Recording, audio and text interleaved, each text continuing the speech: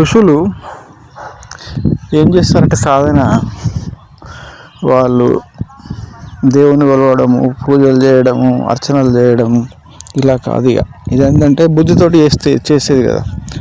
వాళ్ళు అట్లా బుద్ధితోటి చేయరు. ఇక బుద్ధి అనేది, మనసు అనేది ఇవన్నీ ఈ జన్మకే. అవి చనిపోయినప్పుడు మళ్ళీ అది కొత్త జన్మలో అవన్నీ వెళ్ళిపోతూ ఉంటాయి, తనతో రావన్నట్టు. మళ్ళీ కొత్తగా చేయాల్సి ఉంటుంది పూజలు ఇవన్నీ. అయితే వాళ్ళు ఏం చేశారంటే అడ్వాన్స్డ్ ఎప్పటికీ ఉండేది సాధన ఏందో కనుగొన్నారు అన్నమాట. వాళ్ళు ఏం చేస్తారంటే బ్యాక్ బోన్లో, మన వెన్నెముకలో ఒక శక్తి ఉంటుంది. శక్తి ఎక్కడి నుంచి ఉంటుందంటే విశ్వంలోని శక్తి, కాస్మిక్ ఎనర్జీ అనే స్వరూపంలో మన బ్రహ్మరంధ్రం, నెత్తిలో ఉండే బ్రహ్మరంధ్రం నుంచి మనకు అప్పుడప్పుడు నిద్రలోనూ ధ్యానంలోనూ వస్తూ ఉంటుంది అన్నమాట చల్లగా.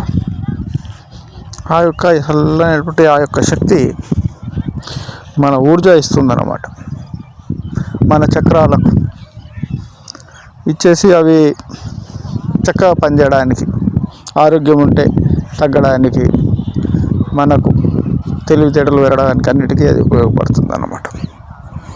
మనము బూస్ట్ ఇవన్నీ తాగుతూ ఉంటాం కదా, కూల్ మన డ్రింక్స్, ఎనర్జీ డ్రింక్స్. ఇది బహిర్గతం, అదేమో పరమాత్మ స్వరూపం నుంచి వస్తుంది అన్నమాట. బాగా పవర్ఫుల్, అది ఎటర్నల్, దానికి డబ్బులు ఇచ్చి కొనలేము. ఇలా వాళ్ళు సాధనలో ఎటర్నల్ శక్తి బూస్ట్ చేసుకుంటారు వాళ్ళు. ఆ యొక్క అనంత చైతన్యమైనటువంటి పరమాత్మ స్వరూపం అంతటా ఉంటుంది కాబట్టి తనలోనూ అదే స్వరూపమును పూర్తిగా నింపుకుంటారు వాళ్ళు అణువు. మనం ఏం చేస్తామంటే ఫిజికల్లో ఉన్నటువంటి మనుషులు ప్రపంచంలో జాబులు చేసుకుంటూ సంసారంలో మనస్పర్ధలు, గొడవలు, తారతమ్యాలు వస్తాయి కదా. వాళ్ళంతా మెదడుతోటి పనిచేస్తారు, బుద్ధితోటి. అప్పుడు వాళ్ళకు ఈ విశ్వ చైతన్యం కనెక్ట్ చేసుకోవాలనే ఆలోచన ఉండదు. బుద్ధితోటి, తెలివితేటలతో ఆ పనులను చేసుకుంటూ పోతారు. వాళ్ళ కర్మానుసారము, వాళ్ళ యొక్క బలము, వాళ్ళ యొక్క తెలివితేటలు, వాళ్ళ చెడు చేసినా కానీ వాళ్ళకి కలిసి వస్తుంది ఒక్కోసారి. ఇదంతా కర్మస్వరూపం. వీళ్ళు ఏంటంటే ఈ బంధాలు, కర్మలు, వీటి యొక్క లెక్కలు మళ్ళీ వెళ్తాయి. మళ్ళీ జన్మకు ఎప్పుడు ఈ ఒడిసేటివి కావు, చేసేటివి కావు. ఇదంతా ఎందుకు, ఇలా మంచి చేయొచ్చు, చెడు చేయొచ్చు, దీన్ని మనం పెంచుకుంటూ పోతాం కదా జన్మలు. వచ్చేది కాదు, పోయేది కాదు అనుకుంటారు అన్నమాట. వాళ్ళు ఏం చేస్తారంటే ఆ యొక్క కాస్మిక్ ఎనర్జీ, బ్రహ్మకు సంబంధించిన, పరమాత్మకు సంబంధించిన, విష్ణువుకు సంబంధించిన, శివునికి సంబంధించిన ఏదైతే శక్తి ఉందో ఆ శక్తితో కనెక్ట్ అవుతారు, దైవశక్తితోటి. అందులోనే నిమిడి ఉంటారు. ఏదైనా ఆలోచన వచ్చినా, ఎవరైనా భక్తులు వచ్చి వాళ్ళకి మాట్లాడినా కానీ, ఒక వ్యక్తి ఇలా సపోజ్ ఒక వ్యక్తి, అందరికీ తెలిసిన వ్యక్తి గురించి చెప్తూ ఉంటే అది మనకేమైతే అతని యొక్క జ్ఞానం ఉంటుంది, మనకు చరిత్ర, ఆ జ్ఞానం నుంచి మనం కూడా కొన్ని చెప్తూ ఉంటాం, మనకు కూడా తెలుసు అన్నట్టు తెలివితోటి. వాళ్ళ రూపాన్ని తీసుకోరన్నమాట ఆ వ్యక్తి యొక్క. వాళ్ళు ఏం చేస్తారంటే ఎవరిదన్నా ఉండని, తెలిసిన వ్యక్తి ఉండని, తెలియకపోయినా వాళ్ళు తెలుసుకోరు కూడా ఎవరిది. వాళ్ళు ఏం చేస్తారంటే అనంత చైతన్యంతో కనెక్ట్ అయి ఉండి వీళ్ళు చెప్పేది నిజము కాదా, వీళ్ళకి ఆ పని అవుతుందా లేదా, ఆ వ్యక్తికి ఏం జరుగుతుంది, ఆ వ్యక్తి ఎంత శక్తివంతుడు అనేది ఆ యొక్క అనంత చైతన్యంను ఆస్వాదిస్తూ తెలుసుకుంటారు వాళ్ళు. వీళ్ళ తెలివి ఇక్కడ యూజ్ చేయరు వాళ్ళు, ఎందుకంటే అది ఓన్లీ లిమిటెడ్. దాంతో ఏమి మంచి జరుగుతుందో చెడు జరుగుతుందో అతనికి ఎవరికీ తెలియదు, చేసే వాళ్ళకు కూడా తెలియదు. అనంత చైతన్యం అనేది ధర్మ ప్రకారము అది ఎప్పుడు స్వచ్ఛంగా ఉంటుంది. అది చేసేది ఏదైనా సత్యమే అయి ఉంటుంది అన్నమాట. వాళ్ళు తమ శరీరంలో అనంత చైతన్యాన్ని నింపుకోవడమే కాకుండా వాళ్ళు ఆ శక్తిని తమ బాడీలోన పూర్తిగా నింపిన తర్వాత వాళ్ళ యొక్క బుద్ధి ఇవన్నీ కూడా వాళ్ళ శూన్యం చేసేస్తారు అన్నమాట. వాటికి పని పెట్టుకోరు. శూన్యం అంటే ఎందుకు, వాటితో యూజ్ చేసుకోరు. దీన్నే ఏదైనా దీనికి అడుగుతారు, అన్నం తినాలంటే అవసరమా అని, ఆకలి అంటే శరీరానికి. ఆ శక్తి అంటే నేనే ఇస్తానంటది, బూస్ట్ కానీ ఫుడ్ కానీ ఏదంటది, ఏ రకమైన ఫుడ్ అయినా అదే ఇస్తుంది ఎనర్జీ. ఎందుకంటే దాని నుంచే విశ్వం సృష్టి అయింది కాబట్టి అది ఇవ్వలేనిది ఏది లేదు. కాబట్టి వాళ్ళు అక్కడ మంచులో గుట్టలలో మనకు చలి పెడుతుంది కానీ వాళ్ళకి చలి పెట్టది. ఇంత -డిగ్రీలలో కూడా ఉంటారు వాళ్ళు. దుప్పట్లు కూడా కప్పుకోరు, ఏం చేయరు, చలిలో కఠోర సాధన చేస్తూ ఉంటారు. మనం ఒక్కరోజు కంటే ఎక్కువ బతకలేము అటువంటి చలిలోన. వాళ్ళు అంత శక్తితోటి మమేకమై ఉండి అది వాళ్ళని కాపాడుతూ ఉంటుంది. సృష్టిలోని అన్ని రకాల అట్మాస్ఫియర్స్కు చెందిన వ్యక్తులు ఆ యొక్క అనంత చైతన్యం ద్వారానే పుట్టారు. కాబట్టి ఆ శక్తిని ఆశ్రయించినటువంటి యోగులు అన్ని వెదర్స్ను ఆ యొక్క శక్తి వల్ల అబ్జర్వ్ చేసుకుంటారు. వాళ్ళు ఈ అబ్జర్వేషన్ చేసుకొని శరీరాన్ని నామమాత్రంగా ఉంచి ఆ శక్తిమయమైపోతారు చివరికి వాళ్ళు. కాకపోతే వాళ్ళకి ఎటువంటి కోరికలు ఉండవు, అనంతమే వారితో ఉంటుంది. మన మెదడుకు మనం శరీరంతో ఉన్నందుకే మనకు కోరికలు, మనసుతో ఉన్నందుకే కోరికలు. అనంత చైతన్యం కానిది ఏది ఉండదు, కోరాల్సిన అవసరమే లేదు, కోరాల్సిన స్థితి కూడా రాదన్నమాట. అదే తానైపోయి తన కోరికలన్నీ అందులో శూన్యం అంటే అల్పం అయిపోతాయి, అన్నీ తీరిపోతాయి. ఏదంటే అనుకుంటే అవసరం ఉంటే అదే తీరుస్తుంది, దానికి తెలుసు, దానికే వదిలేస్తాడు అతను. అంత గొప్ప స్థితి అన్నమాట. అతని బరువు బాధ్యతలు అంతా ఆ స్వరూపమే, ఆ స్వరూపం యొక్క బాధ్యత. ఆ సాధనలో యోగికి ఇంకా ఎన్నో అనుభవాలు, ఎటువంటి అనుభవాలు కలుగుతాయంటే వాళ్ళు ఒక లిమిటెడ్ కాదు కదా, ఇన్ఫినిట్. కాబట్టి ఆ స్థితిలో వాళ్ళు ఆ చైతన్యం కలిగిన ఋషులు, ద్రష్టలు, జ్ఞానము ఎక్కడెక్కడ ఉంది, గ్రహాలు, ఇవన్నీ వాళ్ళ కంటికి కనిపించే దృశ్యాలన్నీ అల్పమైపోతాయి ఆ శక్తితోటి కలిసిన తర్వాత. అలా ఒకప్పుడు యోగులు ఎక్కడో ఉన్నటువంటి జ్ఞానాన్ని, ఋషులను కలిసి తెలుసుకున్నారనేవాళ్ళు పూర్వకాలంలో. అది ఈ విద్యతోటే అన్నమాట. ఇంకా మనకెన్నో కథలు ఉన్నాయి. వాళ్ళు చంద్రమండలం పోయి వచ్చారు, సూర్యమండలం పోయి వచ్చారని. అది ఏంటంటే శరీరంతో కాదు, రాకెట్లతోటి కాదు, వాళ్ళు ఈ యొక్క ఊర్జ ద్వారా అలా కనెక్ట్ అయిపోయి అక్కడ ఉన్నటువంటి అవసరమైనటువంటి ఆ శక్తికి సంబంధించిన జ్ఞానాన్ని తెలుసుకునేవాళ్ళు అన్నమాట.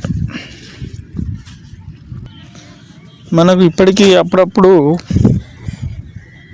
అతి కష్టం మీద 400, 500 ఏళ్ళు, 300 ఏళ్ళు జీవించి ఉన్న యోగులు, ఆ యొక్క చైతన్యంతో ఉన్నటువంటి యోగులు దర్శనమిస్తూ ఉంటారు. మనము తెలిసిన వాళ్ళతోటి, వాళ్ళతో పరిచయం ఉన్న వాళ్ళు, లేకుంటే వాళ్ళతోటి అప్పుడప్పుడు దర్శనమైన వాళ్ళు, చేసుకున్నటువంటి వాళ్ళు మనం సాధనలో ఉంటే, నిరంతరం ఆస్మార్లో ఉంటే మనకు అవకాశం కలుగుతుంది వాళ్ళ దర్శనం.